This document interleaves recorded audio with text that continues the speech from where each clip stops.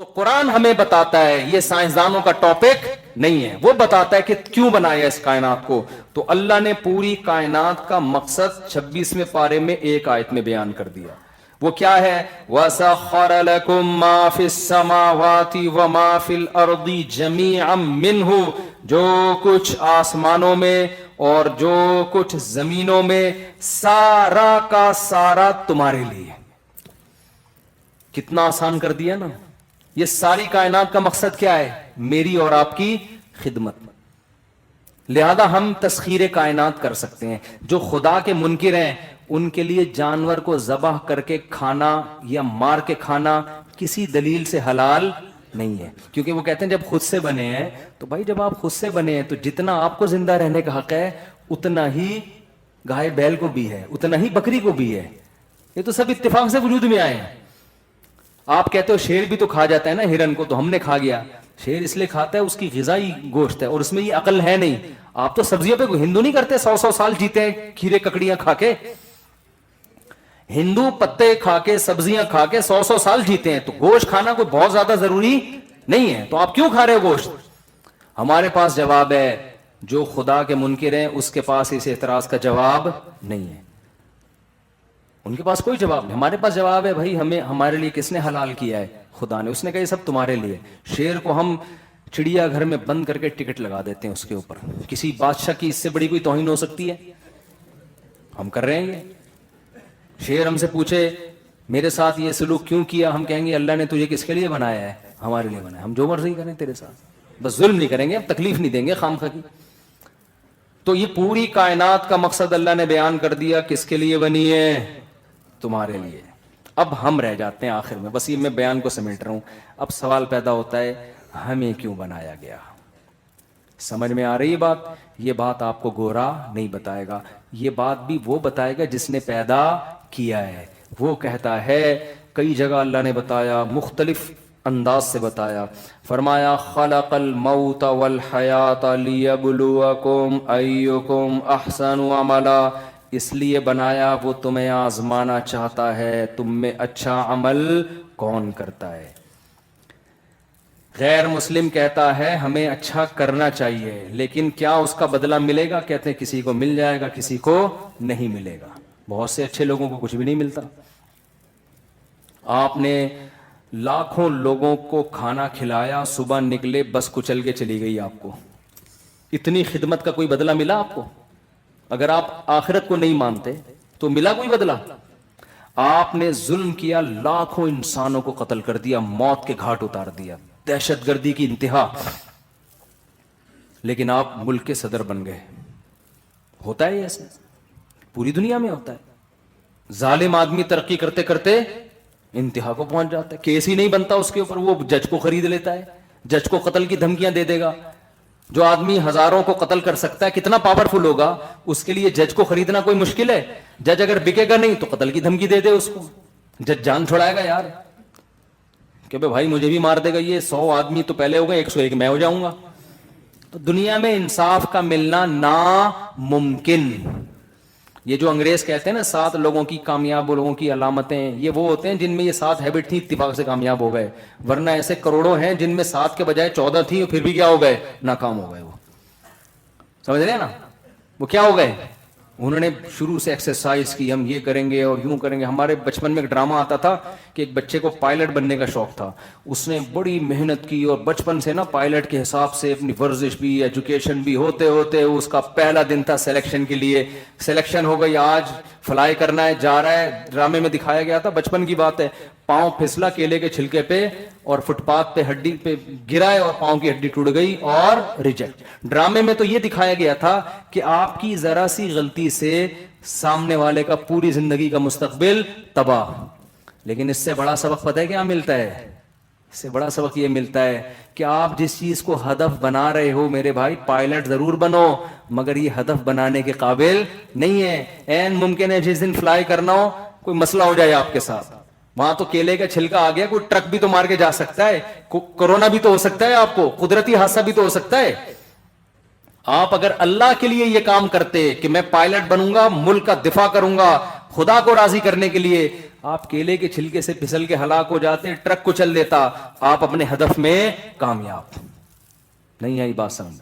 ہمیشہ ہدف ایسی چیز کو بنایا جاتا ہے جس کو اچیو کرنا ممکن ہو۔ دنیا ایسی چیز نہیں ہے جس کو آپ، ایسا گول ہے ہی نہیں جس کو آپ حاصل کر سکتے ہو۔ وجہ اس کی یہ کہ حاصل کرنے کے بعد بھی موت ہے۔ مائیکل جیکسن نے دنیا کا سب سے بڑا ڈانسر بننے کو ہدف بنایا، اور 50 سال کی عمر میں جب اپنی ترقی اور شہرت کی انتہا کو پہنچا، رات کو سویا، صبح پولیس بھی اس کو نہیں اٹھا سکی۔ آئی بات سمجھ؟ اگر پاکستان سے پولیس بھی جاتی نا اس کو اٹھانے کے لیے کہ بھائی اڑ جا، کئی گھنٹے سے ہم دیکھ رہے ہیں تو لیٹا ہوا ہے، وہ پھر بھی نہیں اٹھتا، مر گیا۔ تو یار ہم تو دنیا کے کامیاب لوگوں کو دیکھ رہے ہیں، اس میں تو مائیکل جیکسن میں 7 کے بجائے میرا خیال ہے 700 علامتیں تھیں کامیاب آدمی۔ جتنا کامیاب بننے کے لیے ایک انسان میں ہوتی ہے نا اسٹرگل، محنت اور بہت ساری، وہ ساری اس میں تھی۔ صحت کا بھی بے انتہا خیال، مگر ایسا انا للہ ہوا ہے کہ دنیا میں عام طور پر ایسا ہوتا ہے نہیں۔ موت تھوڑا موقع دیتی ہے، تھوڑا کھانس لے، چیک تو کرنے دے۔ سویا ہے، ڈاکٹروں نے کہا بھائی صبح ہو گئی ہے اٹھ جاؤ، وہ ہمیشہ کے لیے سو گیا۔ تو کیا ہدف ہے یار یہ؟ تو میں عرض کر رہا ہوں کہ دیکھو اللہ نے ہمیں ہدف بتایا کہ میں نے کیوں پیدا کیا، تاکہ تم میں اچھا عمل کون کرتا ہے، میں یہ دیکھنا ہے۔ بالکل اب آخری بات، سچی مچی کی آخری، آپ کہہ رہے ہیں آخری کر کے نا کھینچ رہے ہیں، سچی مچی کی آخری بات یہ کہ یہ ثابت ہو گیا ہمیں کیوں بنایا گیا ہے، آزمائش ہے۔ اگر ہم یہاں ایک انسان کو بھی قتل کرتے ہیں تو قرآن کہہ رہا ہے تم نے دنیا میں ہزاروں انسان کے قاتلوں کو پنپتے ہوئے دیکھا ہے، ان سے دھوکہ مت کھاؤ، میں نے تمہیں اچھے عمل کے لیے پیدا کیا، جو برا کرے گا اس کو سزا ملے گی۔ قاتل کو دنیا میں اصل سزا نہیں ملتی، قرآن کہتا ہے قاتل کی اصل سزا آخرت میں ہے۔ وہ اصل سزا ہے کیا؟ من یقتل، وہ کیا ہے؟ متعمدن فجزاؤہ جہنم، آگ میں ڈالے گا اللہ اس کو، خالدن فیہا وغضب اللہ علیہ، اللہ کا غضب ہوگا اس کے اوپر۔ تو اصل سزا بھی آخرت میں، اصل جزا بھی آخرت۔ اب اللہ نے ہمیں کہا کہ عمل کیا کرنا ہے؟ اچھا، تو اچھے کو اللہ نے خود ڈیفائن کر دیا ہے، کیونکہ گوروں کے ہاں اچھے کا معیار کچھ اور جس خدا نے ہمیں بنایا اس کے ہاں اچھے کی ڈیفینیشن کچھ اور ہے۔ گوروں کے ہاں برے کی ڈیفینیشن کچھ اور، جس خدا نے بنایا اس کے ہاں برے کی ڈیفینیشن کچھ اور ہے۔ تو کہتے ہیں میرے معیار پہ اچھے بنو گے تو میں اچھا کہوں گا، میرے معیار پہ برے بنو گے تو میں کیا کہوں گا؟ برا۔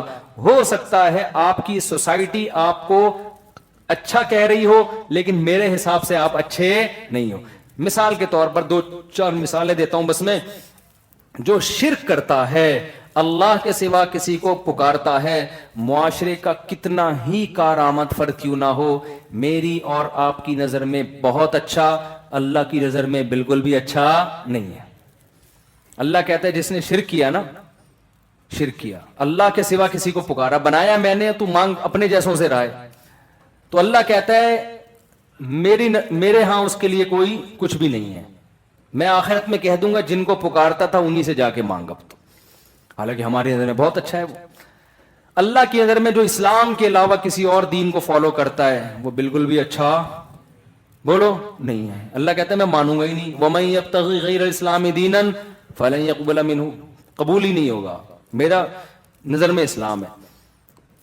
انگریزوں کے ہاں ہومو سیکشولیٹی اب بری چیز نہیں رہی ہے۔ میں اکثر لوگوں کو کہتا ہوں، ہمارے ایک دوست ہیں بہت کہتے ہیں یورپ جاؤں گا میں، یار بڑی آزادی ہے اور ہیومن رائٹس، میں نے کہا بھائی جان اب بڑا خطرناک ہو گیا معاملہ، ایسا نہ ہو آپ کا بیٹا جوان ہو وسیم سے شادی کر لے، ہاں آپ شادی کی فکر کر رہے ہو وہ بہو وسیم کو بنا کے لے آئے، ان کے ہاں اب یہ چیز بری، اور آپ کا بیٹا بھی کسی کا داماد بننے کے بجائے بہو بن جائے،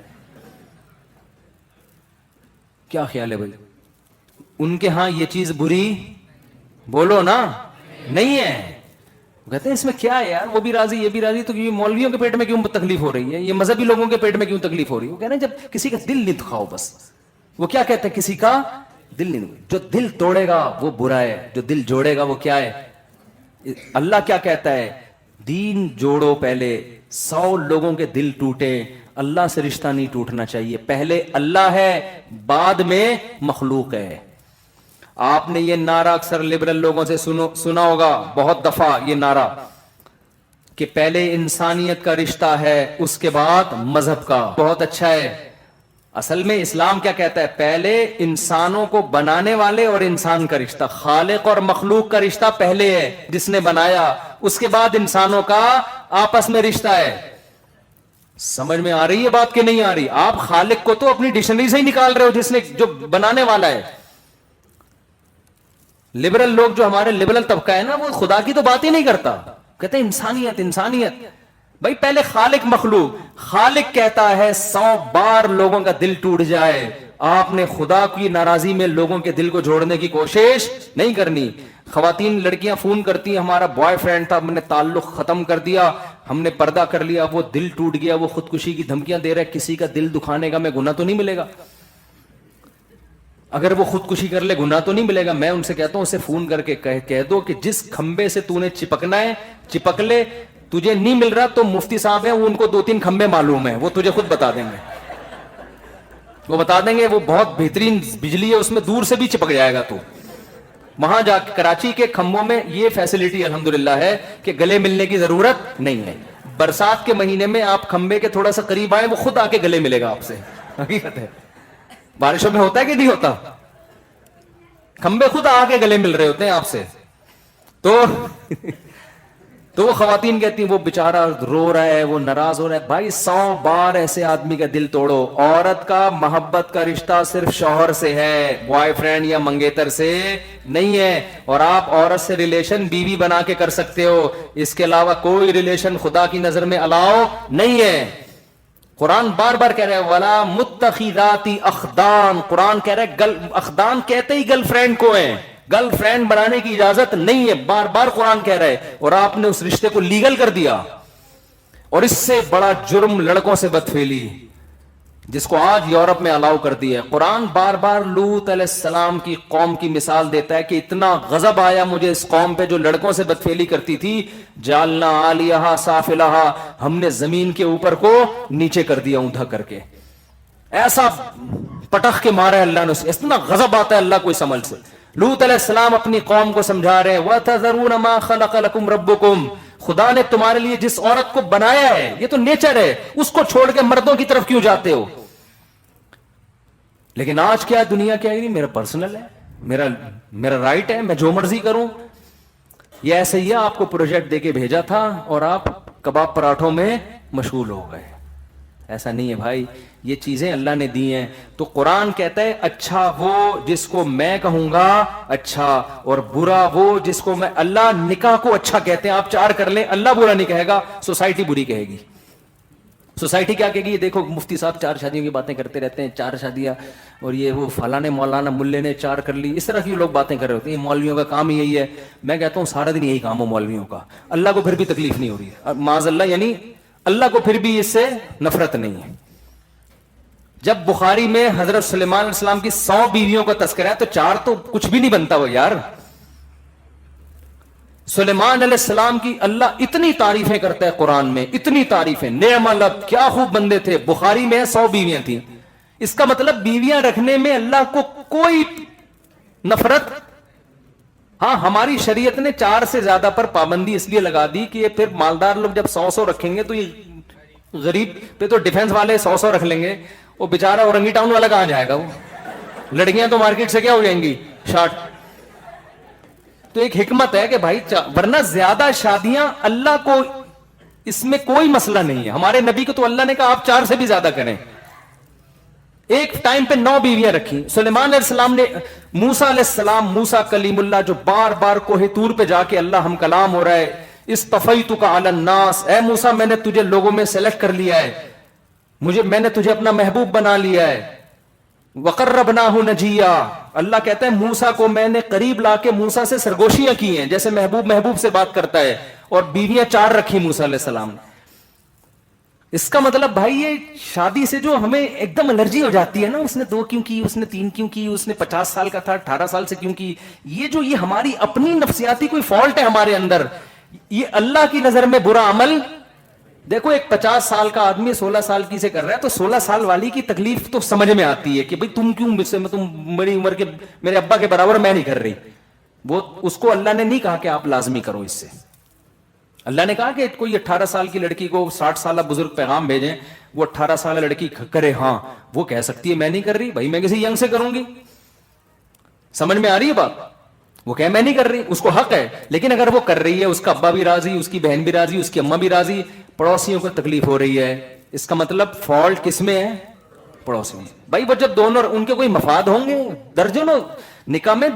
جیسے ہمارے نبی نے جو امی عائشہ سے نکاح کیا، 9 سال کی عمر میں رخصتی ہوئی ہے، تو حضرت ابو بکر نے صرف عمر نہیں دیکھی، آپ نے دیکھا سید الانبیاء ہیں، آگے دین کا کام کریں گی، حدیثیں امت کو سنائیں گی، یہ بھی تو بہت بڑا مفاد تھا نا. تو یہ آج بھی ہو سکتا ہے. تو اللہ کو میرے بھائی نکاح سے اللہ کی نظر میں آپ 4 سے زیادہ نہیں کر سکتے ایک ٹائم پہ. اتنا ایسا نہ ہو کہ آپ لوگ فری ہو جائیں. میں گیا تو پتہ چلا کہ ایک لائن لگ گئی. سلیمان علیہ السلام اتنے پیارے پیغمبر، بار بار قرآن مثال دے رہا ہے اور بتا کیا رہا ہے، حدیث کیا بتا رہی، کتنی بیویاں؟ 100. آدمی حیران ہوتا ہے یار اتنے اچھے تھے تو اتنی بیویاں کیوں رکھی ہوئی؟ اس کا مطلب اچھا ہونے میں یہ چیز رکاوٹ نہیں، جتنی مرضی رکھ لو. اس امت میں پابندی لگا دی بھائی 4 سے زیادہ میں پرابلم کس کے لیے ہو جائے گی؟ غریبوں کے لیے پرابلم ہو جائے گی. ٹھیک ہے نا. جیسے چائنا میں کروڑوں مرد ایسے ہیں، انہوں نے نسلیں روک روک کے عورتوں کی نسل ہی ختم کر دی ہے. کروڑوں مرد ایسے ہیں جو قیامت تک شادی کر ہی نہیں سکتے، کیونکہ وہ اتنی عورتیں ہی نہیں ہیں وہاں پہ. عورتوں کی نسل گھٹا دی نا چائنیز نے، 2 بچے ہی اچھے. تو اس کا نتیجہ یہ نکلا کہ جس کے بیٹی پیدا ہو گئی اس نے بیٹے کی لالچ میں کنبا بڑھایا، اور جس کے بیٹا پیدا ہو گیا تو وہ اب بیٹی پیدا ہی نہیں ہونے دے رہا. تو گروتھ ریشو جو نیچرل، جب خدا کے کاموں میں ٹانگ اڑاؤ گے تو یہ تو ہوگا نا پھر. تو گروتھ ریشو نیچرل نہیں رہا. اب لڑکیاں مارکیٹ سے شارٹ اور مرد آتے جا رہے ہیں. وہ چنگ پونگ کر رہے ہیں، یار ہمارا کوئی رشتہ نہیں مل رہا. چاں پوں پوں پی پی کر رہے ہیں. وہ ایک چائنیز جو تھا نا بیمار تھا، اس کا پاکستانی دوست اس سے ملنے کے لیے گیا، اس کے آکسیجن لگی ہوئی تھی چائنیز کے. تو یہ ملنے کے لیے گیا، جیسے ہی قریب کھڑا ہوا ہے تو وہ چائنیز چیخنے لگا، چاں چیں پاں چیں پاں چیں کاں کاں کاں کہتے ہوئے مر گیا. اب یہ پاکستانی ڈیفنس کا ہوگا کوئی، اس نے کہا یار یہ میرا چائنیز دوست آخری وقت میں کچھ الفاظ بول کے گیا ہے، یہ کچھ وصیت کی ہے، اس الفاظ کو اس نے دماغ میں محفوظ کر لیا. اس نے کہا میں اس کا ترجمہ معلوم کرواؤں گا.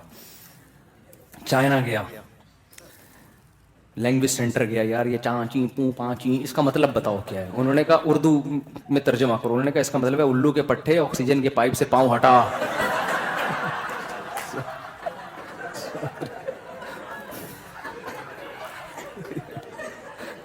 آکسیجن کے پائپ پہ پاؤں رکھ کے کھڑا ہوا، دم گھٹ رہا تھا اس کا. تو چائنیز جو ہے نا وہ کیا کر رہے ہیں، لڑکیاں کیا ہو گئی ختم. آج ہی کی رپورٹ ہے، کروڑوں مرد چائنا میں ایسے. تو اللہ نے 4 تک کر دیا کہ بھائی ورنہ اتنی عورتیں تھوڑی پیدا ہوتی ہیں. تو لیکن اللہ کی نظر میں نکاح کی کثرت بشرطے کہ ان کے حقوق پراپر ادا کرو، یہ عمل برا نہیں بلکہ پیغمبروں کی سنت. ابراہیم علیہ السلام اللہ کے خلیل، 2 بیویوں کا تذکرہ تو قرآن میں ملتا ہے. اب کی کتنی ہمیں نہیں پتا. یہ پتہ نہیں کہاں سے ہندوؤں کا ایک عجیب مصیبت ہمارے معاشرے میں ہندوؤں کے ساتھ رہ رہے کے مسلط ہو گئی. نہ اس کا عورت کو فائدہ نہ مرد کو فائدہ. پراٹھے پھوڑ رہے ہیں، صبح شام کھا رہے ہیں. جب وہ اتنی انرجی کو یوٹیلائز کہاں کرے گا؟ وہ حرام کاریوں میں لگتا ہے. پھر حقیقت ہے نا، وہ حرام کاریوں میں. اور پھر عورت کا بھی نقصان ہے. عورتوں کو مردوں کے رشتے نہیں مل رہے. ایک اچھے مرد پر عورت قابض ہو جاتی ہے، وہ کروڑوں روپے ایک عورت کو کھلا رہا ہے جس میں وہ 4 کو کھلا سکتا ہے، غریب عورتوں کو. اسی کے پڑوس میں خاتون، بلکہ اسی کی بھابھی ہوگی. وہ شوہر مر گیا، بھائی مر گیا، وہ بھابھی ساری زندگی جوانی کی برباد کر کے گزار دے گی، اور اس کو شوہر نام کی چیز نہیں مل رہی. تو ایسا یہ ہندوؤں کی اسلام تھوڑی، اسلام تو دین فطرت ہے. وہ ایسی الٹی بات کیوں کہہ سکتا ہے آپ کو؟ نہ یہ میڈیکلی کسی لحاظ سے ٹھیک ہے. بھائی میڈیکل سائنس یہ کہتی ہے کہ مرد میں یہ ڈیزائرز عورت سے زیادہ ہیں. تو جب مرد میں یہ ڈیزائر، تو آپ کیسے یعنی معاشرے کو صحیح راستے پہ ڈالیں گے؟ جب ڈیزائر زیادہ ہیں تو وہ گند میں منہ مارے گا. किसी भी लिहाज से ठीक नहीं है ये। औरत को भी नुकसान। आपके डिफेंस में कितनी तलाक याफ्ता बेवा बैठी हुई हैं कि लोग अगर शुरू कर दें तो देखो कैसे वो खुश हो जाएंगी। मुझे तो रास्ता रोक रोक के औरतें मिली हैं जिनकी शादियां हुई हैं, कोई दूसरी बीवी बनी, तीसरी, वो कहती हैं आपके बयान सुन के मेरे शौहर ने मुझसे तीसरी शादी की है और खुदा की कसम में मायूस हो गई थी कि मुझसे कोई निकाह करेगा, जिना की तरफ जा रही थी मैं। तो इस मेरे बयान से जो मैरिड खवातीन है वो तो बहुत गुस्से होती है, क्या शादियां लेके बैठा रहता है। लेकिन जो अनमैरिड है ना, जिनको निकाह की उम्मीदें खत्म हो गई, उनको हमारे इस बयान की वैल्यू का पता है। वो कहते हैं बार बार यही टॉपिक। एक खातून मेरे पास मैसेज पड़े हुए हैं, तलाक याफ्ता खातून ने कहा मुफ्ती साहब लठ लेके इनको समझाओ खुदा के लिए, हम बूढ़े हो गए हैं, हमसे कोई निकाह करने के लिए तैयार नहीं है। तो जिन पे गुजर रही है उनसे पूछो। इसलिए इस्लाम कानून साजी इंसानों से पूछ के नहीं करता। इस्लाम कानून साजी, अब देखो यूरोप में शराब लीगल क्यों है? इसलिए कि कानून पास करने वाले शराब पीते हैं। वो कैसे इलीगल कर सकते हैं शराब को भाई? ये जो होमोसेक्सुअलिटी का कानून पास हो गया ना यूरोप में, इसलिए कि बहुत से लोग असेंबलियों में ऐसे होंगे, वो कहेंगे यार हम अपने खिलाफ कैसे। अब बताओ असेंबलियों में चोर हो, वो चोर का हाथ काटने का कानून पास कर सकते हैं? कहेंगे यार कल हम ही टुंडे घूम रहे होंगे यहां पे, है भाई। तो इसलिए कानून करने का, कानून साजी का हक किसके पास है? अल्लाह के पास। उसने कानून बना दिया भाई बेगम से नहीं पूछो दूसरी करनी है कि नहीं करनी, वो थोड़ी करने देगी। बहुत सी औरतों का बेड़ा गर्क होगा।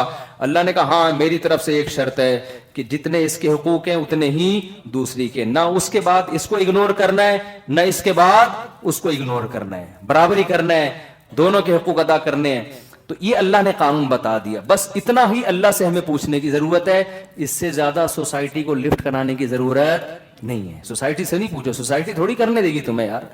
तो खैर, तो अल्लाह ने बता दिया अच्छा क्या है और बुरा क्या। हजरत उमर फारूक की शहादत का कौन सा दिन था? कुछ उलमा कहते हैं इसमें बहुत इख्तलाफ है हजरत उमर की शहादत के दिन के बारे में। वजह उसकी यही है कि सहाबा कराम किसी की विलादत और शहादत के दिन को वैल्यू नहीं देते थे।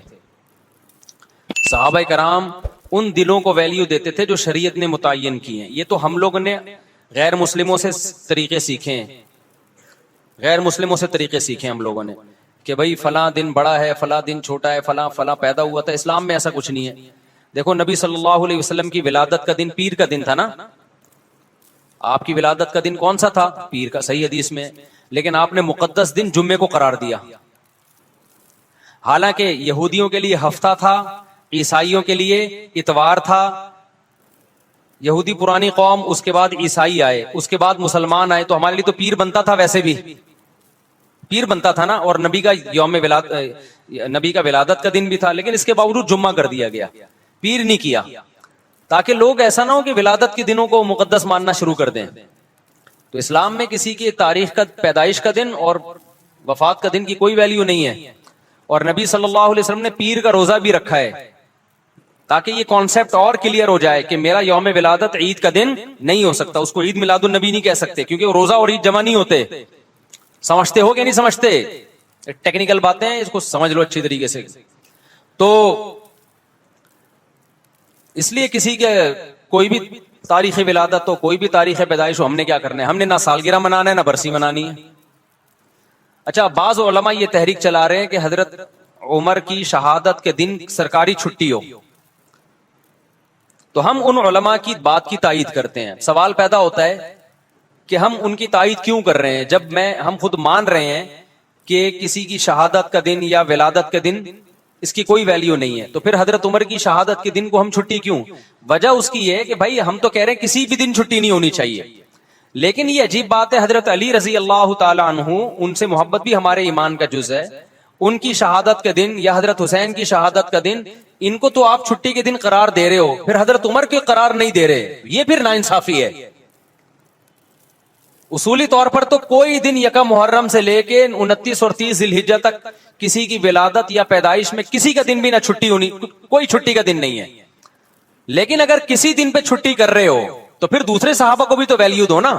तो जो उलमा कह रहे हैं ना हजरत उमर के यौम शहादत पे छुट्टी होनी चाहिए, वो इस बेस पे कह रहे हैं कि जब आप सईदना हुसैन या हजरत अली की शहादत के दिन को छुट्टी का दिन करार देते हो, तो अहले सुन्नत वल जमात के यहाँ हजरत अली से मोहब्बत भी ईमान का जुज़्व है, लेकिन हजरत उमर की फजीलत सईदना अली से ज्यादा है। और इस बात को हजरत अली भी मानते थे। کہ حضرت عمر کی فضیلت سیدنا علی سے زیادہ ہے. تو جو علماء کہہ رہے ہیں نا کہ حضرت عمر کے یوم شہادت پہ چھٹی ہونی چاہیے, وہ اس بیس پہ کہہ رہے ہیں کہ یا تو کسی بھی دن چھٹی نہ ہو, لیکن جب ہو رہی ہے تو پھر ان دنوں میں ہو رہی ہے تو پھر ان دنوں میں بھی ہو. سمجھتے ہو کہ نہیں سمجھتے؟ اس کی میں ایک مثال دیتا ہوں. ایک کیس آیا میرے سامنے کہ کسی خاتون نے شرعی پردہ کیا اپنے دیور سے پردہ کر لیا. تو دوسرے دیور کو, وہ جو دیور جس سے پردہ کیا نا, اس کو بڑا اعتراض تھا کہ یہ مجھ سے پردہ کر رہی ہے. تو میرے پاس کیس آیا, میں نے بہت ڈانٹا. میں نے کہا بھائی عورت پر لازم ہے کہ اپنے دیور سے پردہ کرے. خاتون سے پوچھا گیا, اس نے کہا میں نے شریعت کی وجہ سے کیا ہے ایسا. تو میں نے ان کے دیور کو بولا, میں نے کہا بھائی جب آپ سے پردہ کر رہی ہے تو آپ کیوں مجبور کر رہے ہو اس کو, یہ تو شریعت کے حکم سمجھ کے کر رہی ہے. اس نے بڑی اچھی بات کی, اس نے کہا کہ یہ میرے سے کر رہی ہے, دوسرے بھائی سے نہیں کر رہی. اب بات سمجھ میں آئی؟ میں نے کہا بات تو معقول. کہہ رہے اگر شریعت کی وجہ سے کر رہی ہے تو دونوں سے کرے نا, اس سے نہیں کر رہی, مجھ سے کر رہی ہے. اس کا مطلب میرے پر گویا بزبان حال الزام لگ رہا ہے کہ یہ بندہ 2 نمبر ہے, یہ خراب ہے. تو شریعت کی وجہ سے اگر ہم کر رہے ہیں تو بھائی پھر عورت کر رہی ہے تو پھر سارے دیوروں سے پردہ کرے نا, یہ والے سے کر رہی ہے, وہ والے سے نہیں کر رہی ہے. یا تو چلو کوئی بوڑھا ہو گیا بہت زیادہ, وہ ایک الگ بات ہے. تو یہ بات اس دیور کی بالکل معقول تھی, یہ اعتراض بالکل معقول تھا.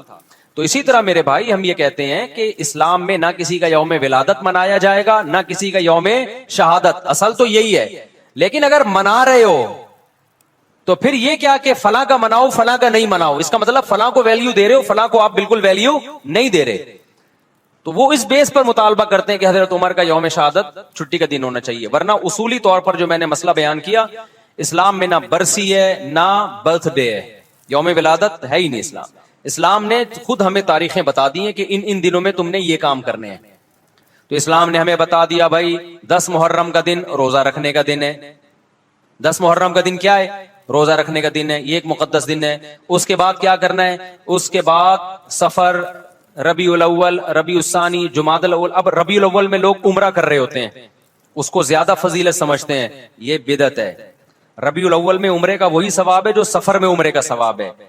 اگر آپ اس میں زیادہ ثواب سمجھ کے کریں گے تو یہ عمل بدعت بن جائے گا, کیونکہ کسی صحابی, تابعی یا پیغمبر سے ثابت نہیں ہے کہ انہوں نے ربیع الاول میں عمرے کا زیادہ اہتمام کیا ہو کہ جی ربیع الاول آ رہا ہے تو ہم اس میں زیادہ اہتمام کریں گے. بعض لوگ سمجھتے ہیں ربیع الاول کے مہینے میں روضہ رسول پہ حاضری کا زیادہ ثواب ہے, تو یہ بھی غلط ہے. نہ کوئی ہمیں حدیث ملتی ہے کہ ربیع الاول میں آپ روزے پہ حاضری دیں گے تو زیادہ ثواب ملے گا, نہ کسی صحابی کا عمل ہے. صحابہ کی نظر میں روزے پہ حاضری محرم ہو, سفر ہو, ربیع الاول ہو, ربیع الثانی ہو, ان تمام مہینوں میں برابر تھی. کسی مہینے کو انہوں نے ویلیو نہیں دی. عرب لوگ حیران ہوتے ہیں کہ ربیع الاول میں روزہ رسول پر اتنے انڈین پاکستانی آ کے جمع ہو جاتے ہیں, یہ کیوں ہو رہے ہیں؟ سعودی عرب والے اور عرب حیران ہوتے ہیں کہ بھائی یہ پورے سال اتنا رش نہیں ہوتا, ربیع الاول میں روزہ رسول پہ اتنے پاکستانی آتے ہیں. تو ان کو پھر ہم بتاتے ہیں کہ بھائی یہ پاکستانیوں کا عقیدہ ہے کہ ربیع الاول میں روزے پہ حاضری پہ زیادہ ثواب ملے گا. تو حیران ہوتے ہیں کہ یہ کون سی حدیث سے نکالا ان لوگوں نے مسئلہ, سمجھ میں نہیں آ رہی بات, میرا خیال ہے. تو کسی مہینے میں عمرہ کرنا یا نبی کے روزے پہ حاضری دینا زیادہ ثواب ہے یا نہیں, یہ قرآن و سنت سے ثابت ہوگا تو ہم مانیں گے, اپنی طرف سے نہیں کر سکتے. تو رمضان میں آتا ہے ہمیں کہ رمضان میں عمرہ حج کے برابر ہے. یہ بھی مبالغتاً تشبیہ دی جاتی ہے, 100% حج کے برابر نہیں ہو سکتا کیونکہ حج ہے, لیکن نبی صلی اللہ علیہ وسلم نے اس کی فضیلت کو بیان کرنے کے لیے کہ گویا حج کے برابر ہے. آگے پھر علماء کی اس پہ بحث ہے, اس حدیث کا کیا مطلب ہے, ابھی میں اس میں نہیں جاتا. بتانے کا مقصد یہ کہ رمضان میں عمرہ یہ بہرحال دوسرے مہینوں سے زیادہ ثواب. تو اگر آپ رمضان میں عمرہ کر رہے ہیں, رمضان میں روزے رسول پہ حاضری کر دے رہے ہیں, اس بیس پہ کہ رمضان میں عبادت کا ثواب بڑھ جاتا ہے, تو پھر روزہ رسول پہ حاضری کا ثواب بھی بڑھے گا اور مسجد نبی میں حاضری کا ثواب بھی بڑھے گا رمضان میں. لیکن ربیع الاول, محرم, سفر یہ ثواب کے لحاظ سے ایک جیسے ہیں. سمجھتے ہو کہ نہیں سمجھتے؟ تو اس لیے جب آپ نے عمرہ کرنا ہو تو اسپیسیفک ربیع الاول کا انتظار نہ کیا کریں. آپ سفر میں چلے جائیں, محرم میں چلے جائیں, آپ ربیع الاول میں چلے جائیں, آپ ربیع الثانی میں چلے جائیں, برابر ہے. اگر آپ ربیع الاول میں اس نیت سے گئے کہ مجھے ثواب زیادہ ملے گا تو ثواب کے بجائے گناہ ملے گا, کیونکہ آپ نے ایسی چیز اسلام کی طرف منسوب کر دی جس کی اسلام میں کوئی دلیل نہیں ہے. تو پھر یہ بدعت ہے. سمجھتے ہو کہ نہیں سمجھتے ہو؟ پھر وہی بات جو میں نے بھی پورے بیان میں کہی ہے کہ کوئی لوگ آپ کو کہیں گے یوں یوں ایسے، آپ بولو بھائی ہم لکم دینکم ولی دین. وہ گرین چینل والے کرتے ہیں تو ان کو کرنے دیں، ان کا مسلک ہے، تو ہمارا مسلک یہ بولو نہیں. تو آپ ایک فیصلہ کرو گرین یا وائٹ، ایک طرف آ جاؤ. آپ سمجھتے ہو کہ نہیں سمجھتے ہو؟ تو ہماری نظر میں سارے مہینے برابر ہیں. رمضان میں زیادہ ثواب ہے، رمضان میں تو ہر عبادت کا ثواب کئی گنا بڑھ جاتا ہے، تو عمرے کا بھی ثواب بڑھے گا ظاہر ہے. تو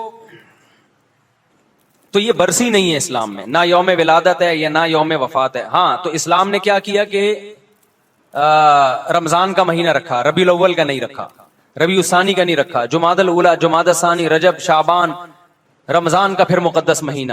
پھر اسلام نے ہمیں یکم شوال کا مقدس دن قرار دیا، وہ عید کا دن ہے، وہ بھی نہ کسی کی ولادت نہ کسی کی وفات. پھر 10 ذی الحجہ بقرعید کا دن ہے، وہ بھی نہ کسی کی ولادت نہ کسی کی وفات، وہ ابراہیم علیہ السلام کی قربانی کا دن ہے. پھر یکم محرم اسلامی سال کی ابتدا ہو رہی ہے اور سال تبدیل ہو رہا ہے، تو اسلامی سن ہجری کی ابتدا بھی ولادت سے نہیں رکھی بلکہ نبی کے ہجرت کے دن سے رکھی ہے، جس دن آپ نے قربانی دی، کوئی عمل کیا. سمجھتے ہو گے نہیں سمجھتے؟ تو جو آپ صلی اللہ علیہ وسلم نے عمل کیا نا ہجرت کی، اس کو پہلا سال اسلامی قرار دیا گیا ہے، تاکہ جب وہ آئے تو ایک موٹیویشن ملے کہ بھائی قربانی ہے، قربانی دی تھی نبی صلی اللہ علیہ وسلم نے. تو اسلام میں نہیں ہے بھائی یہ ولادت اور وفات کے دن. سمجھتے ہو گے نہیں سمجھتے؟ دیکھو اسلام وہ ہے جو اللہ رسول نے بتایا، اپنی طرف سے چلو گے نا تو ٹکا بھی نہیں ملے گا قیامت کے دن. اخپل طریقے سے آپ اللہ کو راضی کرنے کی کوشش کرو گے، اللہ راضی نہیں ہوگا، اللہ راضی نہیں ہوگا. حضرت عمر کہتے ہیں ایک واقعہ ہے کہ ایک پادری کو دیکھا جو رو رو کے نا نالیاں پڑ گئی تھی، سوکھا ہو گیا تھا بالکل دبلا. حضرت عمر اس کو دیکھ کے رو پڑے، کہا کہ دنیا میں بھی اپنے آپ کو عذاب میں ڈالا، آخرت میں بھی عذاب میں، کیونکہ دین برحق کو فالو نہیں کر رہا، اپنی طرف سے اللہ کو راضی کرنے کی کوشش کر رہا ہے. آپ نے ایسے ہندو دیکھے ہوں گے جنہوں نے منتیں مانی بھی ہیں، کپڑے نہیں پہنتے، کھانا پینا چھوڑ دیا، سر منڈاتے ہیں. بدھسٹ کو میں نے دیکھا ہے ایسے، زندگی بھر کا عذاب، شادی نہیں کرتے، تو اپنے آپ کو ایک ٹینشن میں ڈال دیا اور نیت یہ کہ بھگوان ہم سے خوش ہوگا. حالانکہ خدا خوش نہیں ہوتا کہ آپ سر منڈا کے گھومتے رہیں، کھانا پینا چھوڑ دیں اور آپ شادی بھی نہ کریں. کچھ ہوتے ہیں نا، ہندوؤں میں بھی ہوتے ہیں، بدھسٹ میں بھی ہوتے ہیں. ایک یوٹیوب پہ میں نے ویڈیو دیکھی، ایک ہندو کے جو پنڈت تھے انہوں نے کرالنگ کر کے سفر کیا پتہ نہیں کتنے کلومیٹر دور، اور کہا ہم نے منت مانی ہے کہ پیدل نہیں جاؤں گا، کرالنگ کر کے. وہ دہلی میں پتہ نہیں کون سے مندر میں، اتنا لمبا سفر. تو کیا آپ سمجھتے ہو کہ اللہ اس عمل سے خوش ہوگا؟ آپ نے اپنی دنیا کو بھی عذاب میں ڈال دیا اور آپ نے اپنی آخرت بھی برباد کر دی. چند صحابہ نبی کی خدمت میں آئے حضرت عائشہ کے گھر، تو انہوں نے نبی کا عمل پوچھا کہ نبی صلی اللہ علیہ وسلم کیا عمل کرتے ہیں. حضرت عائشہ نے بتایا کہ آرام بھی کرتے ہیں، تہجد بھی پڑھتے ہیں، کھاتے بھی ہیں، روزہ بھی رکھتے ہیں. انہوں نے کہا وہ تو پیغمبر ہیں بھائی، ان کے تو سارے اگلے پچھلی خطائیں معاف ہیں، ہم پوری رات عبادت کریں گے، سوئیں گے نہیں. اور ایک نے کہا میں گوشت نہیں کھاؤں گا، گوشت کھاتا ہے انسان کے جسم میں طاقت آتی ہے، گوشت میں لذت بھی ہے، میں خدا کی خاطر سبزیوں پہ گزارا کروں گا. اصل لذت گوشت میں ہے سبزیوں میں؟ ابے کیا ہو گیا، بول لو نا. میں بھی تو، اصل لذت تو گوشت میں ہے، پروٹین کس میں ہے؟ چہرے پہ جو چمک پیدا ہوتی ہے سبزیاں کھانے سے نہیں ہوتی، گوشت کھانے سے ہوتی ہے. آپ کی آواز میں جو طاقت، میری آواز میں بھی طاقت نہیں، بول بول کے آدھا ہو گیا ہوں میں، گھنٹے سے بول رہا ہوں، 2 گھنٹے سے. تو ورنہ جو آپ کی آواز میں طاقت پیدا ہوتی ہے وہ ککڑی کھیرے سے ہوتی ہے، یہ گوشت سے ہوتی ہے. اچھا مجھے ایک بات بتاؤ، گوشت خور جانور دھاڑتے ہیں یا سبزی خور جانور دھاڑتے ہیں؟ سبزی کھانے والے بکری دمبا کبھی دھاڑتے ہوئے دیکھا ان کو؟ یوں کر کے بکری بول رہی، کبھی دیکھا آپ نے؟ اور شیر کی دھاڑ چڑیا گھر میں بھی دیکھ لو گے نا، حالانکہ چڑیا گھر میں وہ پورے نیچرل ماحول میں ہوتا نہیں، وہ پراپر طریقے سے دھاڑتا نہیں ہے، لیکن ڈر جاتا ہے آدمی. اگر چڑیا گھر میں پیچھے زو میں کہیں پیچھے شیر کھڑا ہوا آپ یہاں اور ایک دم دھاڑ کی آواز ہے، بندہ 2 منٹ کے لیے لڑک جاتا ہے. تو یہ جو دھاڑتا ہے، کتا غراتا ہے، کیسی آواز ہوتی ہے نا اس کی، پاورفل. بلی جب جھپٹنے کے لیے تیار ہوتی ہے، غراتی، کیسی خطرناک آواز ہوتی ہے. تو کیا سبزیاں کھا کے ہوتی ہے؟ یہ تمام گوشت خور مخلوق میں اللہ نے ایک دہشت رکھی ہے، ایک وحشت رکھی ہے، آواز میں پاور رکھی ہے، چال میں پاور. چیتے کی چال دیکھیے کیسی ہوتی ہے. تم لوگ کو نہیں غیرت آئے گی، تم لوگ کو نہیں غیرت آئے گی یار، تم لوگ کو نہیں بات سمجھ میں آئے گی. चीते की चाल देखी है, स्टाइल देखो चीते का यार। चीता एक विजन बनाता है, बैठा होता है, 20 हिरन उसके सामने से गुजरते हैं, वो हर एक से दिल नहीं लगाता। पहले वो ऐसे नहीं छिछोरों की तरह भागना शुरू कर दे, कभी उस हिरन के पीछे वो नहीं आया तो चलो ये वाला हिरन, ये नहीं आया, ये तो गुल्ली डंडा खेल रहा है एक तरह से। ऐसा नहीं करता चीता, क्योंकि गोश्त खोर है ना, तो हर काम खानदानी तरीके से होगा। चीते पे एक पूरी डॉक्यूमेंट्री आप देखें, गोरों ने बनाई है। चीता क्या करता है, पहले तमीज से बैठेगा, 20-30 हिरन करीब से गुजर रहे हैं, छिछोरों की तरह हर एक के पीछे नहीं भागेगा कि पकड़न पकड़ाई शुरू हो जाए, कभी वो कभी वो। पहले बैठ के ना काफी देर तक एक विजन बनाता है, देखता है यार कौन सा वाला मेरे लिए सूटेबल रहेगा, किसमें माल ज्यादा है और रेट्स कम है उसके। रेट का मतलब मेहनत कम है, तो पहले वो उसकी सिलेक्शन करेगा। फिर अपना डिस्टेंस नापता है, क्योंकि उसने चंद सेकंड इतनी स्पीड से भागता है, चंद सेकंड होते हैं कि अगर वो मजीद उस स्पीड से चंद सेकंड मजीद भागे तो हार्ट अटैक से मर जाए वो, क्योंकि उसकी स्पीड चंद सेकंड के लिए बहुत तेज होती है। उसमें अगर उसका हदफ उसके हाथ से निकल जाए तो चीता इतनी एनर्जी यूटिलाइज कर चुका होता है कि दोबारा फिर चीते के बचने के इम्कान नहीं होते। लिहाजा उसके पास टाइम कम और मुकाबला सख्त होता है, इसलिए वो प्लानिंग करता है, बैठता है ऐसे करके ना। तो फिर उसका दिल एक हिरनी पे आता है, कहता है यार ये मेरे लिए, इसमें माल भी अच्छा है, इसकी स्पीड भी मुझे कम लग रही है, ठीक है ना, इसकी स्पीड भी क्या लग रही है थोड़ी, वो वाला तो बहुत स्पीड से निकल लेगा, वो मुझे डॉश दे जाएगा। काफी देर गौर व फिक्र करके, आप यूट्यूब पे सर्च करें, पूरी गोरों की इस पे तहकीक है, काफी 1-2 घंटे बाद दफा प्लानिंग में लगा देता है वो।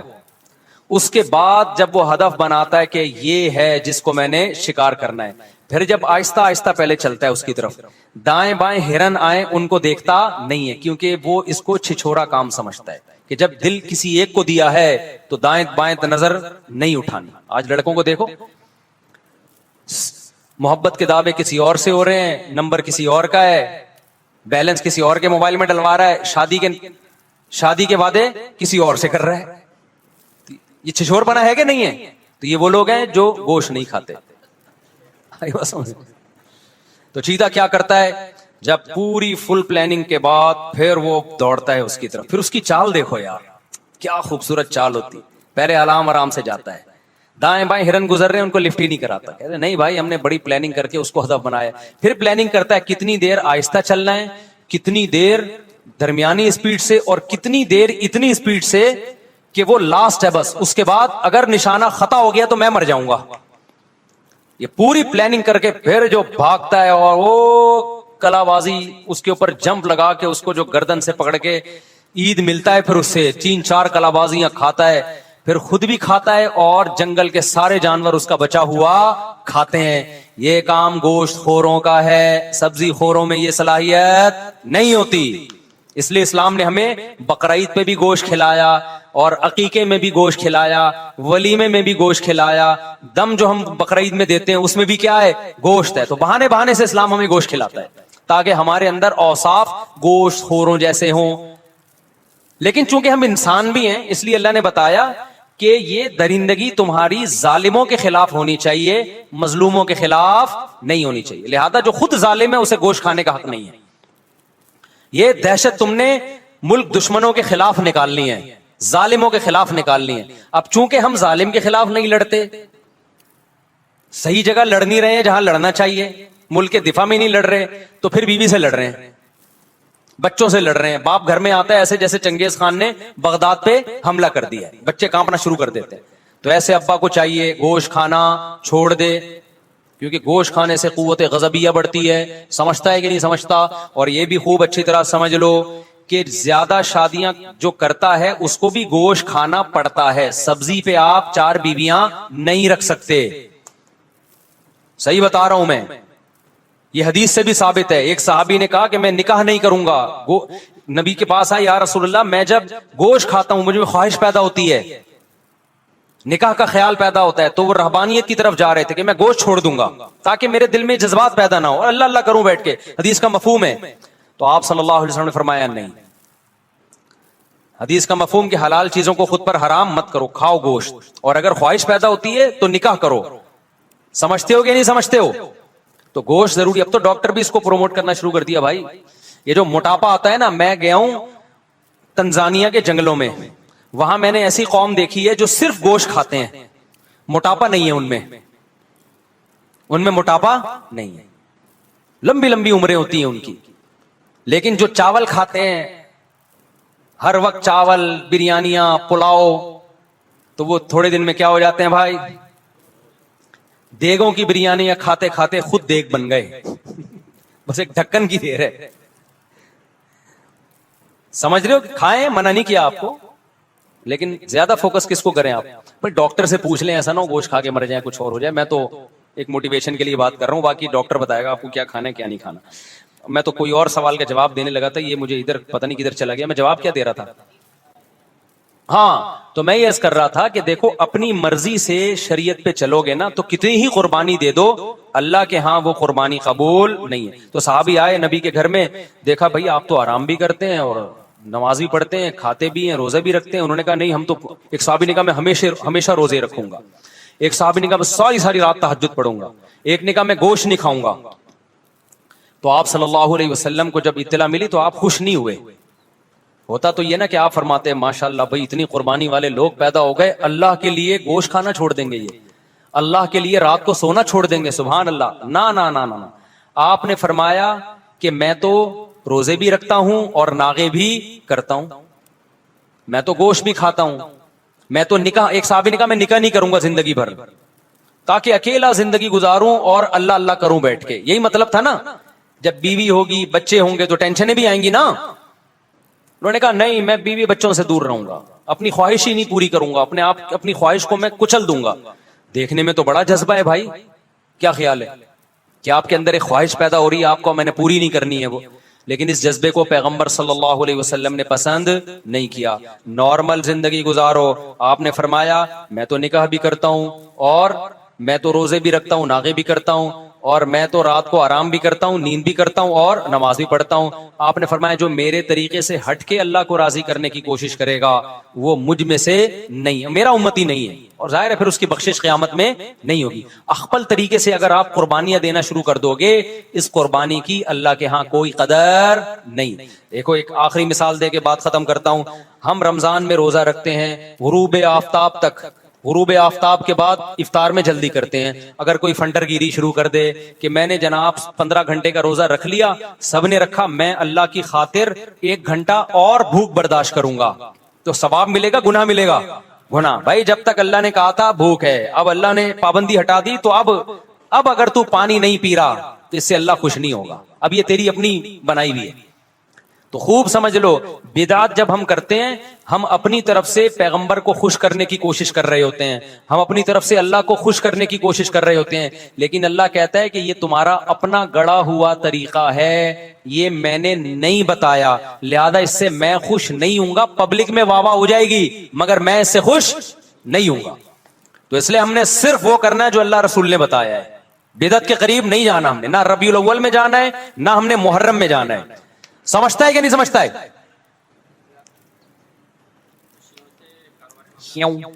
جائز ہے کاروبار, جائز ہے. میں نے کہا کہ کاروبار کرو, مالی لین دین کرو, دعوتیں کرو, مسلک کی میں پوزیشن واضح ہونی چاہیے. بھائی ہم سننی ہے, مسلک کو مرج نہیں کرنا. ہم نے سبیلیں جو چل رہی ہیں چھوڑ دیں, وہاں اپنا کھانا کھائیں, نہ کسی کو منع کریں نہ خود جائیں. جو کر رہے ہیں ان کو کرنے دیں, ان کا مسلک ہے. بھائی بہت سارے فرقے ہیں, تو وہ بھی آپ بولیں بھائی ہم چونکہ سنی ہیں, ہم اہل سنت والجماعت ہیں, نبی نے فرمایا تھا 73 فرقے ہوں گے ایک جنتی. تو ہمارا خیال یہ کہ جو اہل سنت والجماعت ہیں وہ جنتی فرقہ ہے. یہ جو کہتے ہیں نا ہمارا کوئی فرقہ نہیں ہے, تو میں پورا بیان اس پہ کر چکا ہوں, یہ ٹوپی ڈرامہ ہے. یہ جس نے دین پہ نہیں چلنا ہوتا وہ اس طرح کی باتیں کر رہا ہوتا ہے. تو بھائی ہم اہل سنت والجماعت ہیں, ہم حدیث کو بھی فالو کرتے ہیں اور صحابہ کو بھی فالو کرتے ہیں. تو صحابہ نے نہ یہ سبیلیں لگائی ہیں نہ اس طرح کوئی یہ کام کیا, تو ہم نہیں کریں گے. جو کر رہا ہے اس کو کرنے دیں. سمجھتے ہیں؟ کھانے پینے کی جو محرم میں چیزیں آتی ہیں بدعت ہیں بھائی, واپس کر دیں محبت سے. نہیں پھینکے نہیں, کسی غریب کو کھلا دیں, رزق کو ضائع نہ کریں. جی بھائی ہاں, نہیں شرائط کی بنا پہ رجوع نہیں ہوتا. کسی نے 1 یا 2 طلاقیں دی ہیں تو رجوع کا لفظ زبان سے بولے گا تو رجوع ہو جائے گا بس. اچھا بھائی مفتی صاحب اس سوال کا جواب مختصر بیان کر دیں، قیامت کے دن اللہ تعالیٰ کیا سوالات کریں گے؟ مہربانی کر کے ان سوالات کے جوابات دیں۔ حدیث میں مختلف موقع پہ مختلف سوالات کا تذکرہ ہے۔ 5 باتیں تو ہے نا جن کے بارے میں جب تک انسان جواب نہ دے دے اس کے قدم اپنی جگہ سے نہیں ہلیں گے۔ جوانی کہاں کھپائی اور مال کہاں سے کمایا، نمبر 3 مال کہاں خرچ کیا۔ یہ 3 سوال، 2 اور ہیں، 2 اور ہیں میرے ذہن سے نکل گئے۔ زندگی کہاں گزاری، ہاں جو علم دیا تھا اس پر کتنا عمل کیا۔ تو صرف 5 نہیں ہے، یہ تو 5 کا عدد حدیث میں عدد سے مراد حصر نہیں ہوتا، تو بہت سارے سوالات ہیں، بڑے بڑے بنیادی سوالات ہیں۔ بھائی ہم نے ہر برائی سے بچنا ہے اور تمام فرائض اور واجبات کو پورا کرنا ہے۔ مفتی صاحب محرم کا مہینہ ہے، ہر گھر سے حلوہ حلیم چھولے آ رہے ہیں غیر اللہ کے نام کے، کیا اسے باہر پھینک دیں، غریب کو دے دیں؟ بھائی حلوہ حلیم چھولے مسلمان کا دین یہ حلوے حلیمی میں مانڈے میں آ چکا ہے۔ ہمارے نبی صلی اللہ علیہ وسلم تو بہت تھوڑا کھاتے تھے میرے بھائی۔ اسلام میں کھانا پینا عبادت نہیں ہے، غریبوں پہ صدقہ کرنا عبادت ہے، وہ بھی کسی خاص دن میں نہیں۔ جب آپ کسی کو بھوکا دیکھیں، چاہے محرم ہو سفر ہو، بلو آپ کھلا دیں۔ محرم میں صدقے کا کوئی اضافی ثواب نہیں ملتا، تو جب موقع ملے محرم ہو سفر ہو ربیع الاول ہو، آپ غریب کو کھلا دیں۔ سمجھتے ہو؟ تو یہ چھوڑ دیں حلوے مانڈے۔ اسلام میں روزہ رکھنا ہے۔ نبی صلی اللہ علیہ وسلم یہ جو کہتے ہیں نا کھانے کے بعد میٹھا کھانا سنت ہے، 100% غلط ہے بھائی۔ نبی ایک کھانا کھایا کرتے تھے، بہت تھوڑا کھایا کرتے تھے، تو کم کھانا، ایک ڈش کھانا یہ سنت ہے۔ 4 6 ڈشیں ملا کے کھانا یہ سنت نہیں ہے۔ پھر بھی آپ کھائیں 20 ڈشیں کھائیں، سنت کا لیبل نہ لگائیں اس کے اوپر۔ جی کچھ پوچھ رہے ہیں بھائی، کیا بول رہے ہیں میرے بھائی؟ تشہد میں کتنا پڑھنا ضرور؟ پوری اتحیات واجب ہے، اس کے بعد درود شریف اور دعا سنت ہے، وہ واجب نہیں ہے۔ مفتی صاحب سورہ زلزال میں آتا ہے کہ اللہ تعالیٰ چھوٹی نیکیوں کو چھوٹا گناہ بھی سامنے لائیں گے، اگر دنیا میں ان گناہوں سے توبہ کر لی تو کیا پھر بھی توبہ کر لی تو وہ معاف ہو جاتے ہیں؟ پھر توبہ کتنی پاورفل ہے یہ دیکھا جائے گا۔ بعض دفعہ اتنی پاورفل توبہ ہے کہ اللہ اس کے نشان ہی مٹا دیتے ہیں۔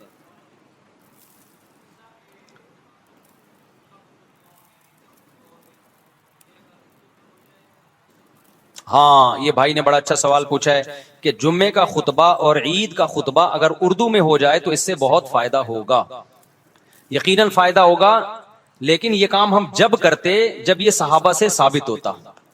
ایک میں اپنی بات کمپلیٹ کر لوں، کیونکہ ہم اپنی طرف سے چینجنگ نہیں کر سکتے۔ صحابہ کرام جب دنیا میں گئے ہیں نا تو اجمیوں کا بہت کثرت سے اسلام میں داخلہ شروع ہوا، تو بہت سے اجمی فارسی بولنے والے، دوسری زبانیں بولنے والے صحابہ کے شاگرد بنے، لیکن انہوں نے اپنے اپنے علاقوں میں عام واعظ و نصیحت تو اپنی زبانوں میں کی، لیکن عید کا اور جمعے کا خطبہ ان سب نے اجمی ہونے کے باوجود عربی میں دیا ہے۔ اس پر امت صدیوں سے متواتر اور امت گمراہی پہ جمع نہیں ہو سکتی۔ اب جا کے بعض اسکالرز نے یہ کہنا شروع کر دیا ہے کہ خطبہ اپنی زبان میں ہونا چاہیے، تو یہ 15ویں صدی میں یہ کام شروع ہوا ہے، 1400 سال میں مسلمانوں نے یہ کام نہیں کیا۔ سمجھ رہے ہو بات کو؟ تو اس لیے چونکہ یہ اجماع امت سے ثابت ہے، صحابہ تابعین، اسلام آج کا تھوڑی ہے بھائی۔ صحابہ تابعین کے دور میں اجمیوں میں محمد بن قاسم نے ہندوستان فتح کیا تھا نا، یہ سندھ فتح کیا ہے، یہ یہاں لوگ عربی تھوڑی بولتے تھے، لیکن اس دور میں بھی یہاں جو خطبے ہوئے ہیں کسی ایک روایت میں نہیں ملتا کہ یہاں کی مقامی زبان میں ہوئے ہیں۔ اور اس کی اب قرآن سے دلیل یہ ہے کہ فَاسْعَوْا إِلَىٰ ذِكْرِ اللَّهِ، اللہ نے کہا کہ جب جمعے کی اذان ہو جائے اللہ کے ذکر کی طرف دوڑو، تو اس میں خطبہ بھی داخل ہے، تو خطبے کو بھی اللہ نے اپنا ذکر قرار دیا، اور جو ذکر اللہ ہے وہ عربی میں ہوتا ہے، جیسے ہم تمام تسبیحات۔ اب دیکھیں اصولی طور پر تو ایسے لوگ بھی ہیں جو یہ کہتے ہیں کہ نماز بھی اردو میں ہونی چاہیے تاکہ سمجھ میں آئے، تو لاجک تو ان کی بھی ہے۔ ایک صاحب ہیں باقاعدہ پوری نماز اردو میں پڑھتے ہیں، الحمدللہ رب العالمین سورہ فاتحہ کا بجائے کہتے ہیں تمام تعریفیں اللہ کے لیے، تمام جہانوں کا پالنے والا، بڑا مہربان، نہایت رحم کرنے والا، اے اللہ ہم صرف تیری عبادت کرتے ہیں، صرف تجھی سے مدد کرتے ہیں۔ تو کیا ان کی نماز ہو جائے گی؟ نہیں ہوگی، حالانکہ لاجک تو ان کی بھی، بھائی میں اردو میں پڑھوں گا، مجھے تو اردو میں سمجھ میں آ رہا ہے، لیکن ہم کیا کہتے ہیں بھائی قرآن پڑھنا واجب ہے نماز میں، اور قرآن کس میں ہے؟ عربی میں۔ تسبیحات واجب ہیں، تو جو سنت ہیں وہ کس میں ہیں؟ آپ سبحان ربی العظیم میں اگر آپ یوں کہہ دو کہ میرا رب جو ہر عیب سے پاک ہے، وہ بہت جو عظمت والا ہے، وہ ہر عیب سے پاک ہے، تو زیادہ دل لگے گا۔ لیکن یہ تمام چیزیں جو ہیں جو اسلام نے اسپیسیفک ذکر ہمیں بتایا ہے وہ عربی میں ہے۔ اب آپ کہہ سکتے ہو کہ پھر اسلام نے ایسے کام کا حکم دیا کیوں کہ لوگوں کی سمجھ میں آ نہیں رہا؟ فائدہ ہو نہیں رہا اور آپ عربی میں ہی اس کو فوکس کر رہے ہو. اصل میں اسلام نے ایک اور حکمت دیکھی ہے کہ عربی زبان پروموٹ ہو, کیونکہ اسلام کی سرکاری زبان کیا ہے؟ عربی ہے. آج بھی آپ دیکھیں کسی بھی کنٹری میں سرکاری ڈاکومنٹس اس کی مقامی زبان میں ہوتے ہیں, حالانکہ وہ پبلک کو سمجھ میں نہیں آ رہے ہوتے بہت دفعہ, لیکن وہ کنٹری چاہتا ہے کہ بھئی ہماری زبان کو بھی تو ہو نا. جرمنی میں آپ جاؤ گے, آپ کو جرمن نہیں آتی, لیکن وہ چاہیں گے کہ آپ جرمنی زبان سیکھو تاکہ ان کی زبان ترقی کرے. تو اسلام نے یہ جو ذکر رکھا ہے, ذکر یہ عربی میں ہی رکھا ہے تاکہ عربی زبان کی بھی حفاظت ہو. تو اب علماء نے اس کا حل یہ تلاش کیا ہے کہ سنت بھی خراب نہ ہو, جمعے کا خطبہ عربی میں ہو, عید کا خطبہ عربی میں ہو, لیکن چونکہ مسلمانوں کا بہت بڑا مجمع ان دنوں میں آتا ہے تو اردو میں الگ سے واعظ و نصیحت ہو جائے, تو اس طرح سے دونوں مصلحتیں حاصل ہو جاتی ہیں. کیونکہ واعظ و نصیحت کے لیے کوئی خاص دن اسلام میں متعین نہیں ہے, وہ عید سے پہلے بھی ہو سکتا ہے, عید کے بعد بھی ہو سکتا ہے, جمعے سے پہلے بھی ہو سکتا ہے, جمعے کے بعد بھی ہو سکتا ہے. سمجھتے ہو؟ تو اس لیے ہمارے یہاں رواج یہ کہ عام تقریر اردو میں ہوتی ہے, ایک واعظ و نصیحت کی ہے, جو خطبہ ہے اسپیسیفک وہ عربی میں ہی ہوتا ہے. یہ مزہ ہے اس کی. کیا بول رہا بھائی؟ بس ترجمہ بعد میں کر لیں, اس کا بعد میں ترجمہ کر لیں. اچھا میرے بھائی جی, یار یہ قرآن خوانی کے لیے جو بچوں کو لے کے جاتے ہیں طریقہ ٹھیک نہیں ہے. آپ نے گھر میں قرآن پڑھنا ہے خود ہی پڑھے, مدرسے کے بچوں کو لے کے جاتے ہیں, اور بچے تو بچے ہوتے ہیں, ان کو پتا ہے ابھی کھانے قرآن کے بعد دیکھ کھلے گی, ڈھکن کھلے گا, بریانی آئے گی, وہاں ایران تران یوں عجیب طریقے سے پڑھ رہے ہوتے ہیں, کوئی پڑھتے بھی نہیں ہیں, باتیں بھی ہو رہی, ان کا یہ تو مذاق بن گیا ایک چیز. اور ویسے بھی ایصال ثواب کے لیے تو قرآن خوانی ثابت بھی نہیں ہے نا. کبھی آپ نے دیکھا حضرت ابوبکر کا انتقال ہوا تو حضرت عمر نے قرآن خوانی کروائی ان کے ایصال ثواب کے. قرآن تو جو جہاں چاہے اپنے طور پہ بیٹھ کے پڑھ لے, بس اس کے لیے باقاعدہ لوگوں کو جمع کرنا یہ صحیح نہیں ہے. ہاں بطور برکت کے لیے رقیہ کے طور پہ قرآن خوانی ہو سکتی ہے, کیونکہ رقیہ عبادت نہیں ہے, اس کے لیے ثبوت کی ضرورت نہیں ہے. تو دکان مکان میں برکت کے لیے تو وہ خود ہی پڑھ لیا کرو, سمجھتے ہو. بہرحال اگر کوئی مدرسے کے بچوں کو بلا کے بھی قرآن پڑھوا دے گا تو میں حرام ناجائز نہیں کہہ رہا اس عمل کو, لیکن یہ کہ یہ وہ بچے نہیں, ہمیں پتہ ہے نا, ہم جب چھوٹے بچے تھے تو ہمارے امام صاحب ہمیں آیت کریمہ پڑھانے کے لیے بلایا کرتے تھے کہ کراچی کے حالات بہت خراب ہو رہے ہیں, آؤ آیت کریمہ 5 لاکھ دفعہ پڑھنی ہے. ہم چھوٹے بچے شرارتی ہوتے ہیں, ہم جاتے, ہمیں کیا کراچی کے حالات سے, ہمیں تو یہ تھا کہ آیت کریمہ کے بعد گرم گرم جلیبیاں ملیں گی, بڑی مزے کی جلیبی ہوتی تھی وہ, تو ہم ایسے پڑھ رہے ہوتے تھے نا دانے, لا الہ الا انت سبحانک انی کنت من الظالمین, ایک کے بجائے 4 اٹھا لیے نا. پھر ہم یہ بھی کر رہے ہوتے تھے, جیسے کوئی بندہ بیٹھے اس کی جیب کھلی ہوئی ہے, شرارت, لا الہ الا انت سبحانک انی کنت من الظالمین, ٹھاک کر کے جا کے اس کی جیب میں گر گیا تو جیت گئے, دائیں بائیں گر گیا تو ہار گئے. یہ پروگرام چل رہا ہوتا تھا. تو کون کتنی نگرانی کرے گا بھائی. پھر اٹھا کے کبھی کسی کو لا الہ الا انت سبحانک انی کنت, اس کے کان پہ یوں کیا, لا الہ الا انت سبحانک انی کنت من الظالمین, لا الہ الا, وہ کہہ رہے کس نے مارا ہے بھائی, ہم کہہ رہے ہمیں کیا پتا بھائی. پھر یوں کیا, لا الہ الا انت سبحانک, بچہ تو بچہ ہے نا میرے بھائی, اس کو کراچی کے حالات سے کیا ہے یار. اس کے بعد گرم گرم جلیبیاں آتی تھی, مزہ, اب تک اس جلیبیوں کی لذت نہیں میں بھولا, ایسا مزہ آتا تھا. کراچی کے حالات گئے تیل لینے, ہمیں جلیبی. تو بچوں کی یہی کنڈیشن ہوتی ہے میرے بھائی, جن کو آپ قرآن خوانیوں کے لیے بلاتے ہو.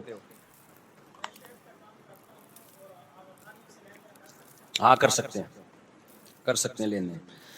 مفتی صاحب جی, ارے بھائی وسوسوں کے بارے میں خدا کے لیے نہ پوچھا کرو, وسوسوں کے, اور یہ وہم اور وضو نہیں ہو رہا, اس سے خود پاگل ہو جاتا ہے, جو مفتی پاگل ہو جاتا ہے. وسوسے کے مریض کا علاج ہے اس کو چترول لگائیں ٹائٹ طریقے سے, 2 منٹ کے اندر تو وضو کر, ورنہ تجھے طبیعت سے چترول لگیں گے. اس کے علاوہ سمجھانے سے ان کا علاج نہیں ہوتا. ان پہ کوئی اللہ کی طرف سے کوئی عجیب ہی کوئی گناہ ہوتا ہے میرا خیال ہے, جس کی پھٹکار ہوتی ہے. یہ جب تک خود اپنا علاج نہیں کرے گا کوئی نہیں کر سکتا. جاؤ جلدی سے غسل کر کے نکل آؤ باہر, جلدی سے ٹھا وضو کرو, نکلو یار. بیٹھا ہوا ہے, گھسا ہوا ہے, ایسے فضول قسم کے لوگ ہیں. غسل خانوں سے, واش روم سے فون کر رہے ہوتے ہیں, مفتی صاحب میں 1 گھنٹے سے شاور کے نیچے کھڑا ہوا ہوں, مجھے تسلی نہیں ہو رہی. میں نے کہا مر جا تو, تالاب میں ڈوب کے مر جا, تاکہ گھر والوں کو پورا ٹینک خالی کر دیتے ہیں بھائی. ایک وسوسے کے مریض کے گھر والے میرے پاس آئے, کہنے پانی بھر کے تھک گئے, مجھے پورا ٹینک پی جاتا ہے, یہ اس کا وضو ہی نہیں ہوتا کم وقت کا. تو یہ تقوی نہیں ہے, یہ ہیضہ ہے تقوی کا. ایسے آدمی کے طبیعت سے دھو دو اس کو, اس کا ابا کو چاہیے پولیس والے کو بلائے, یا خود طبیعت سے دھو دے, ٹھیک ہو جائے گا. یہ نہیں, یہ ٹھیک ہونے والی قوم نہیں ہے بھائی. ایک صاحب کو وسوسہ, خاتون کو وسوسہ, کہتی میں جب کپڑے دھوتی ہوں تو میرے ہاتھ ناپاک, اب یوں دھو رہی ہیں تو ہاتھ کیا ہو گئے, اب ہاتھ میرا نلکے پہ لگ گیا تو نلکا ناپاک. اب نلکا دھونے کے لیے انہوں نے دوسرے ہاتھ سے نلکا کھولا تو یہ والا ہاتھ ناپاک. اب یہ پانی لے کے نلکے پہ ڈالا لیکن یہ والا ہاتھ کیا ہو گیا؟ ناپاک. اب یہ والا ہاتھ دھونے کے لیے کونی سے نلکا کھول رہی ہیں یوں کر کے, پانی آئے گا تو یہ والا ہاتھ وہ چھینٹ گر گئی نیچے, چھینٹ سے شلوار پہ لگ گئی, شلوار ناپاک. اب ٹانگ تو وہ ناپاک در ناپاک. تو وہمیوں کا یہ حال ہوتا ہے اور ان کی یہی کمبختوں کی سزا ہے. تو اس لیے اپنے آپ کو عذاب میں مت ڈالو بھائی. شریعت نے بتایا کپڑا دھو یوں کر کے 3 دفعہ دھو لو, بس نکلو واش روم سے باہر. جب ناپاکی جسم پہ لگی ہوئی ہے پانی ڈالو, دھو صابن سے, اس کے بعد غسل کرو, پتلی گلی سے نکلو. یہ ہاتھ یوں لگ گیا, یہ یوں دروازہ, ایسے بھی میں نے دیکھے واش روم کا دروازہ یوں کر کے کھول رہے ہیں کہ کیونکہ کئی لوگوں نے کنڈی پہ ہاتھ لگایا ہے تو وہ ان کا ہاتھ ناپاک تو کنڈی ناپاک, پھر کنڈی ناپاک تو کنڈی کے ذریعے آپ کی ٹانگ ناپاک, پھر ناک ناپاک, پھر برتن ناپاک. پاگل آدمی شریعت کو بدنام کر رہا ہے, اسلام کو بدنام کر رہا ہے. تو جاؤ یار وضو کرو, بس نماز پڑھو. فضول لوگ. میں جب بھی کوئی آتا ہے نا, میں خدا کی قسم میری حالت ہوتی ہے, میں کانپنے لگتا ہوں کہ اللہ خیر ہے, پتہ نہیں کیا کرو. سمجھ میں نہیں آتا اس کے, جتنا گھنٹہ سمجھاؤ گے نہیں آتا, گھنٹہ بٹھا بٹھا کے سمجھاتے رہو نہیں آئے گا. اور طلاق کے وسوسے بھی ہوتے ہیں لوگوں کو. مفتی صاحب مجھے ایسا لگا کہ میں نے بیوی کو طلاق دے دی. ابے مجھے ایسا لگا. ابے کیوں لگ رہا ہے تجھے؟ منہ سے جب تک پھوٹے گا نہیں ہوگی. کہہ رہے مجھے ایسا لگا کہ میں نے منہ سے نکالا ہے. یعنی جو بولتے رہو گے نا اس کو وہ لگتا رہے گا. زندگیاں برباد کر دی ہیں بھائی. یہ ڈپریشن ہے, اس کا علاج کرواؤ کسی ڈاکٹر کے پاس جا کے. یہ مفتیوں کے پاس نہیں آیا کرو اس میں.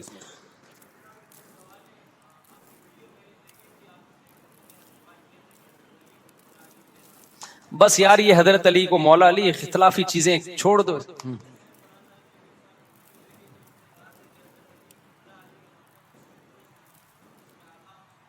ہاں حضرت علی بھی مولا ہیں, ابو بکر بھی ہمارے مولا ہیں, حضرت عمر بھی ہمارے مولا ہیں, حضرت عثمان بھی ہمارے مولا ہیں, تمام صحابہ ہمارے مولا ہیں. سمجھ من کنت مولاہ فعلی مولاہ. تو ٹھیک ہے نا, حضرت علی کی فضیلت میں آپ نے فرمایا علی اس کے مولا ہیں, تو حضرت ابو بکر کی بھی تو فضیلت ہے نا. حضرت ابو بکر مولا کسے کہتے ہیں؟ جو آپ کا سردار ہوتا ہے. بہت سارے معنی آتے ہیں مولا کے. تو ابو بکر کے بارے میں بھی, عمر کے بارے میں بھی حدیث میں آتا ہے کہ میرے بعد ابو بکر عمر کی اقتدا کرنا. کیا مطلب؟ ان کو اپنا مولا بنا لینا, آقا بنا لینا, ان کی اقتدا کرنا نا. تبھی حضرت علی نے ابو بکر عمر کی اقتدا کی. تو اس معنی میں سارے صحابہ ہمارے مولا ہیں. ٹھیک ہے نا, حضرت علی بھی ہیں, حضرت حسین بھی ہیں, حضرت حسن بھی ہیں, ابو بکر بھی ہیں, عمر بھی ہیں, عثمان بھی ہیں اور علی بھی ہیں. سارے ہمارے مولا ہیں بھائی. مفتی صاحب آپ سفر میں ہوتے ہیں تو میں اپنے علاقے میں جمعہ پڑھتا ہوں, لیکن وہ فرقہ وارانہ سوال پوچھ رہے ہیں میرے بھائی جو توحید پرست ہو اس کے پیچھے نماز پڑھو. جو توحید کو عقیدے کو نہیں مانتا ہو, چاہے دیوبندی ہو, بریلوی ہو, اہل حدیث ہو, جو توحید کو نہیں مانتا اس کے پیچھے نماز نہیں ہوتی. بس کچھ تبلیغ والوں نے مجھ سے کہا کہ بے پردگی والی شادی میں آپ نہیں جاؤ گے تو وہ لوگ دین سے دور ہو جائیں گے, اسلام میں حکمت ہے ہمیں جاؤ. نہیں, ایسا تبلیغ والے نہیں کہتے. تبلیغ کے اکابر بھی منع کرتے ہیں. جس شادی میں لڑکے لڑکیوں کا مس گیدرنگ ہو, تبلیغ والے بھی وہاں جانے سے منع کرتے ہیں. جانا جائز نہیں ہے وہاں پہ. ہاں تبلیغ کی نیت سے جا سکتے ہو کوئی بیان کرنے. تبلیغ کی نیت سے تو شراب خانے میں بھی جا سکتے ہیں آپ, انجوائے کرنے کے لیے نہیں جا سکتے. تو جو مس گیدرنگ میں جا رہے ہیں, اگر وہ تو شادی میں انجوائے کرنے کے لیے جا رہے ہیں نا, وہ ناجائز ہے. لیکن اگر کوئی تبلیغ کرنے کے لیے جا رہا ہے تو وہ صرف جائز نہیں بلکہ لازم ہے. وہ سمجھتے ہو کہ نہیں سمجھتے ہو؟ جی جناب, وہ بھائی پہلے پوچھ لیں کھڑے. جی ہاں, واشنگ مشین میں جو کپڑے دھلتے ہیں کس طرح پاک ہوتے ہیں؟ واشنگ مشین میں جب کپڑے دھل جائیں نا مکمل صابن سے, تو 3 دفعہ پانی بہا دیں. 3 دفعہ کا مطلب یہ کہ واشنگ مشین کو بھریں, پائپ سے پانی 1 دفعہ نکال دیا, پھر دوبارہ بھرا, پھر نکال دیا, پھر تیسری دفعہ بھرا, تیسری دفعہ نکال دیا, کپڑا پاک. اور آسان طریقہ یہ پانی جاری کر دیں. 1 دفعہ جب کپڑے مکمل دھل جائیں تو واشنگ مشین کو میں پانی بھریں ایک طرف سے اور دوسری طرف پائپ سے نکال دیں, تو پانی جاری ہو جائے گا. جب اتنا پانی نکل جائے کہ صابن آپ کو اندازہ ہو, غالب گمان ہو, تو پانی پاک, کپڑا پاک ہو جائے گا.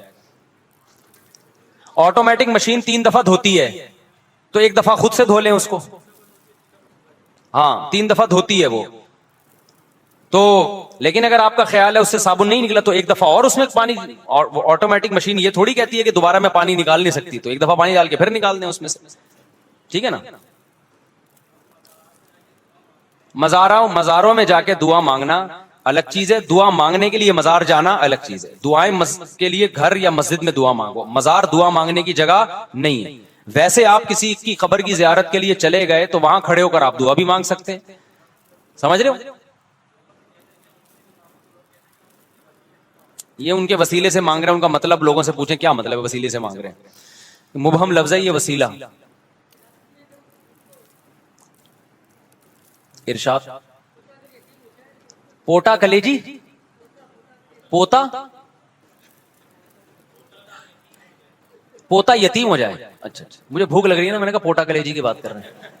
پوتا اگر یتیم ہو جائے، دیکھو جب تک کسی کا سگا بیٹا موجود ہو پوتے کو وراثت میں حصہ نہیں ملتا. جیسے زید کے 2 بیٹے تھے، ایک بیٹے کا انتقال ہو گیا اور ایک بیٹا زندہ ہے. جس کا انتقال ہوا اس کے بچے ہیں، تو اس کے بچوں کو دادا کی وراثت میں حصہ نہیں ملے گا کیونکہ سگا بیٹا موجود ہے. سگا بیٹا ساری وراثت لے لے گا. سمجھتے ہو کہ نہیں سمجھتے؟ اب دادا کو اگر یہ احساس ہے کہ بھائی میرے اس بیٹے کے بچوں کو تو وراثت میں کوئی حصہ مل نہیں رہا، تو وہ دادا 1/3 کی وصیت کر سکتا ہے کہ میرے مرنے کے بعد 1/3 ان پوتوں کو دے دیا جائے، پوتوں پوتیوں کو، تو پھر جائز ہو جائے گا. لیکن اگر وصیت نہیں کرتا تو پھر نہیں ملے گا حصہ. جی.